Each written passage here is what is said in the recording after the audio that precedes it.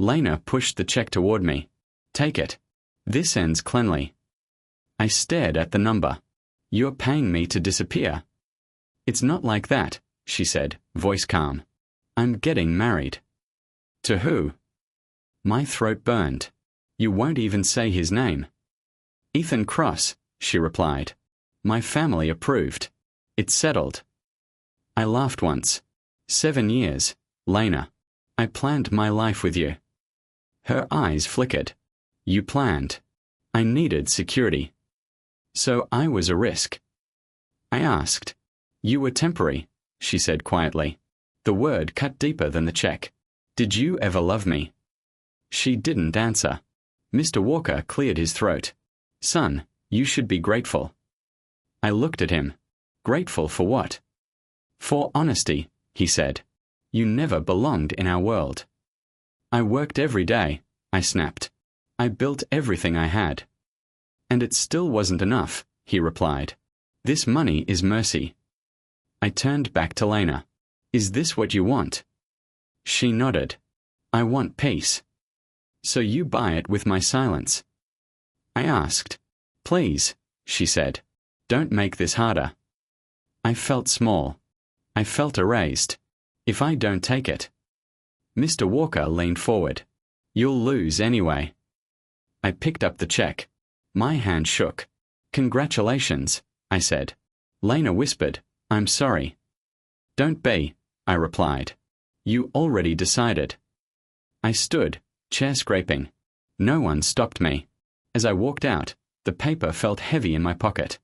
I hated myself for taking it. I hated her for offering it. Mostly, I hated how easy it was for them to end me. I didn't know yet this was the moment everything broke, burned, and quietly began rebuilding me forever. I unlocked my apartment and said, I'm home, to no one. Silence answered. I dropped the check on the table. You won, I muttered. I cracked a cheap beer. Congratulations, Lena. Her voice replayed in my head. Take it. This ends cleanly. I stepped onto the balcony and lit the broken grill. Fire still listened when people didn't.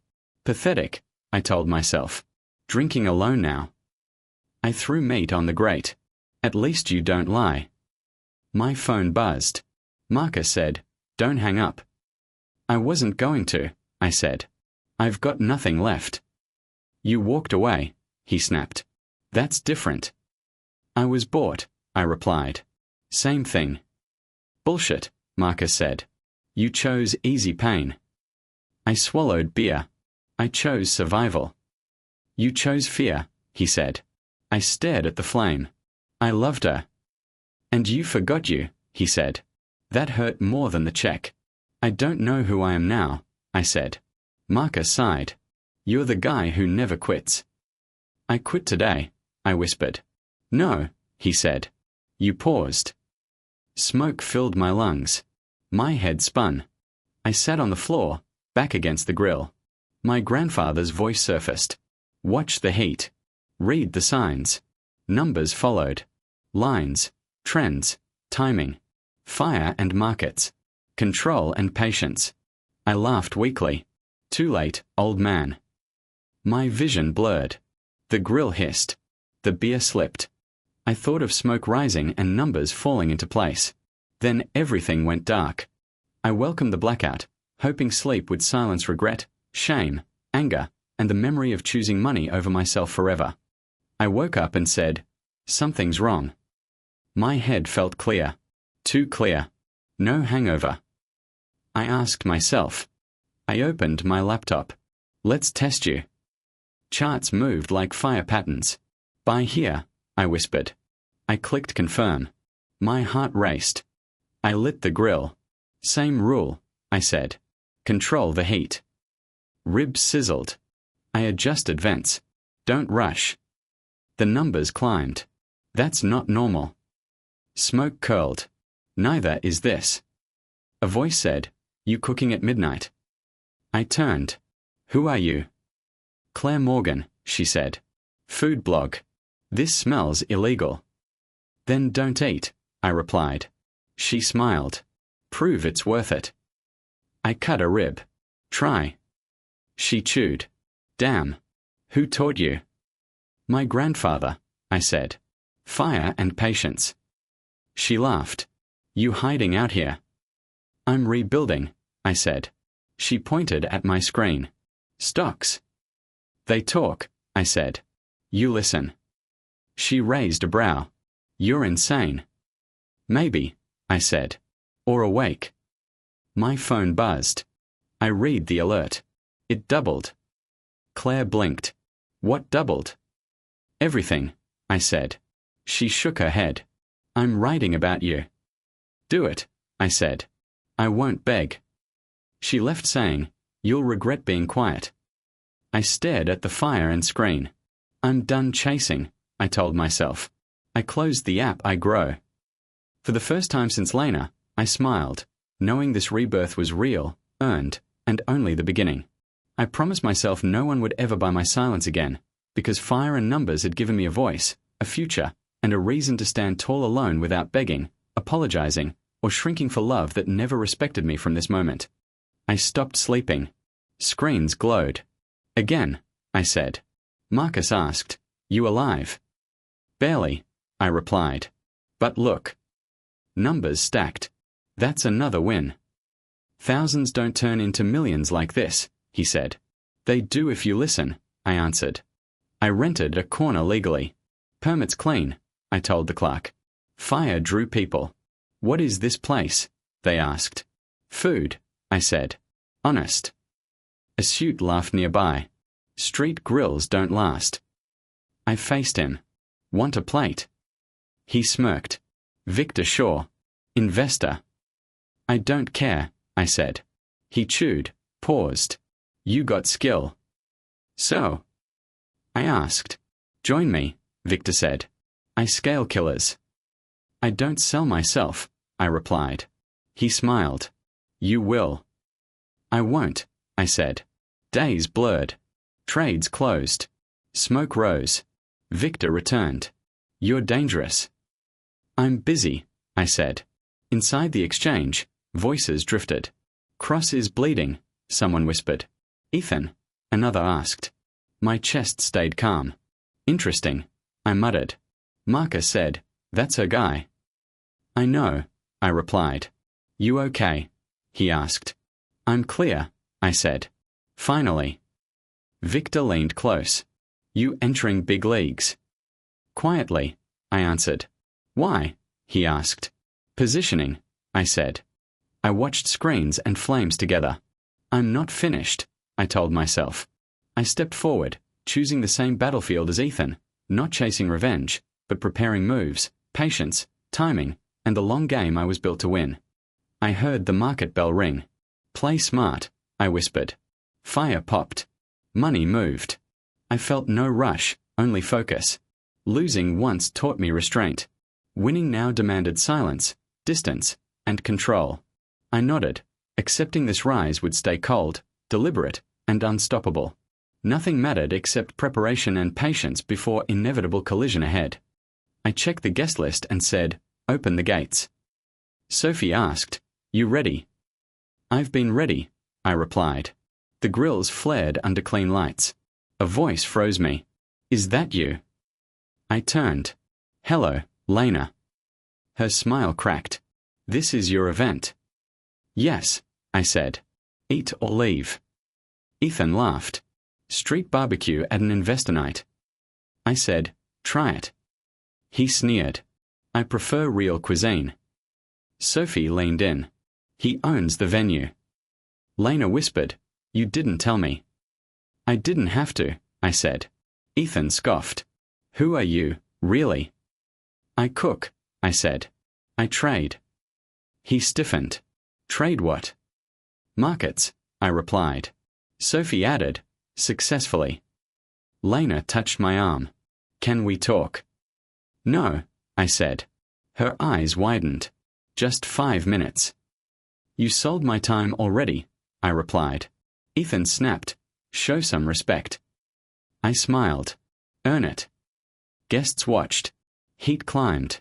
Lena said softly, I never meant to hurt you.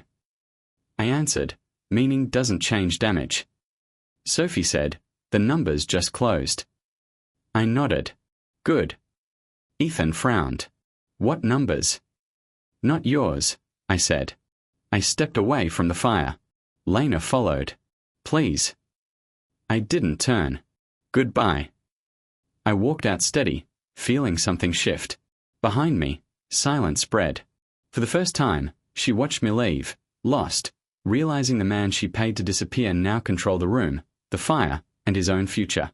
I felt no anger, only control settling in my chest. Sophie met my eyes and nodded once. The guests kept eating. The market kept moving.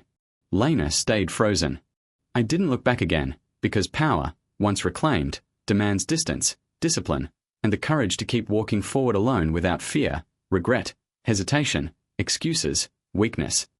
I watched the chart drop. Marcus said, "That's his fund." "I know," I replied. Sophie asked, "You planned this?" "I positioned," I said. Another alert buzzed. Marcus muttered, "That's the third collapse." My chest felt tight. "I'm winning," I said, "but I don't feel better." Sophie said, "Revenge rarely heals." "Then why keep going?" I asked. "Because stopping won't save him," she replied. My phone rang again. Lena's name glowed. Marcus said, "Answer her." "No," I said. "It won't change anything," Sophie added. I silenced the call. Screens kept bleeding red. Marcus asked, "You going to finish him?" "I'm not touching him," I said. Sophie nodded. "That's smarter." A new message popped up. Daniel Ross said, "We need to talk." "Who's that?" Marcus asked. "A reporter," I said. Daniel said, "I have proof of fraud." "From Ethan?" I asked. "Yes," he replied. "Shell accounts, fake reports." "Do it," I said. Marcus frowned. "You sure?" "I won't stop truth," I replied. Sophie said, "Then step back." I did. Cameras screamed later. Sirens echoed. Marcus whispered, "It's over." I saw Ethan cuffed. Lena stood behind tape. She looked small. My phone buzzed again. I turned it off. I felt nothing break. I felt nothing rush. Justice didn't feel loud. It felt quiet. I let Karma breathe. Flashes blinded her face. I walked away unseen. Winning wasn't joy. It was release. For once, I didn't look back, knowing silence, distance, and patience finished what betrayal began, and my hand stayed clean while consequences spoke loudly enough alone. The night closed quietly, ending one chapter as another opened with control, clarity, and irreversible change ahead. I was cleaning the grill when she said, "I need to talk." I didn't turn. "We are closed." "I know," Lena said. "Please." I faced her. "You look different." "No makeup," she said. "No excuses." "Say it," I replied. She swallowed. "I underestimated you." I waited. "I chose safety," she continued. "I chose fear over us." "That made me small," I said. "I never meant." "I know," I cut in. "Intent doesn't erase damage." She stepped closer. "I was wrong." "I forgave myself," I said. Her eyes shook. "That's it." "That's everything," I replied. She whispered, "I lost you." "Yes," I said. Silence stretched. A voice said, "Food smells good." I glanced up. "Hey, Emma." She smiled. "I'll wait." Lena asked, "Who is she?" "A customer," I said. "A future." Lena's hands trembled. "Do you hate me?" "No," I said. "I don't feel anything." That broke her. "I thought you'd fight," she said. "I already did," I replied.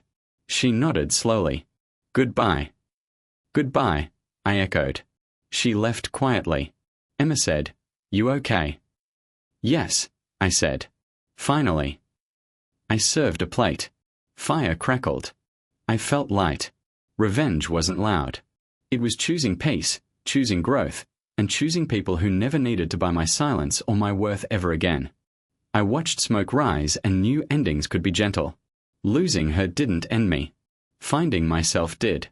I turned back to the grill, to work, to tomorrow, carrying no anger, only certainty that my life finally belonged to me.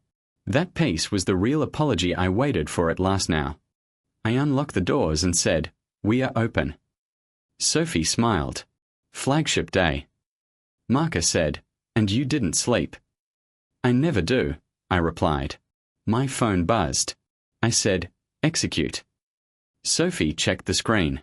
Billion confirmed. I exhaled. Good. Marcus laughed. Same day, man.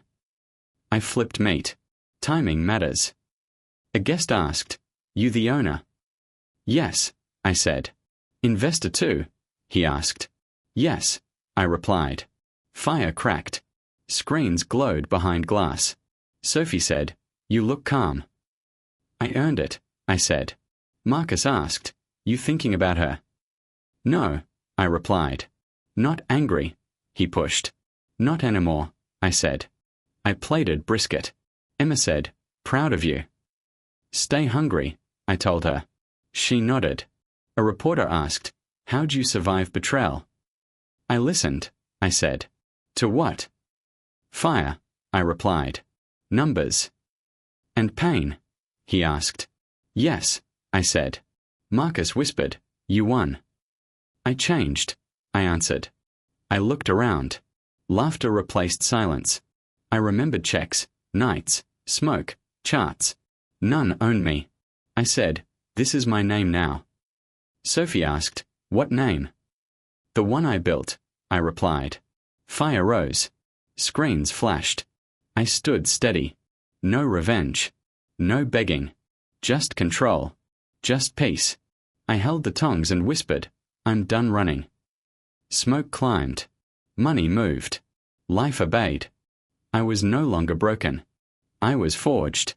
The grill hissed softly as the market settled, and I knew this balance would last, because I finally trusted myself, my craft, my judgment, and the quiet strength earned through loss, patience, discipline, and choosing growth over bitterness every single day forward. Marcus said, "What now?" I said, "We keep building." Sophie added, "Slow." I answered, "Smart." Emma smiled. "Happy." I nodded. Free. Doors stayed open. Fire stayed hot. I stayed present, grounded, and finally certain nothing behind me could reach forward again. Ever again now.